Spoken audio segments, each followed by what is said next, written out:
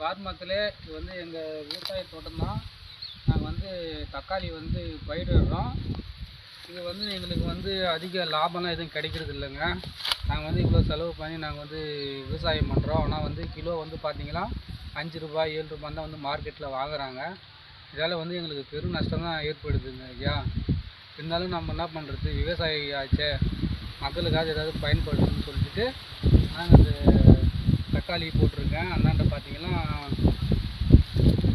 மிளகாய் போட்டிருக்கேன். நல்லா இது கொடை மிளகான்னு சொல்லுவாங்க.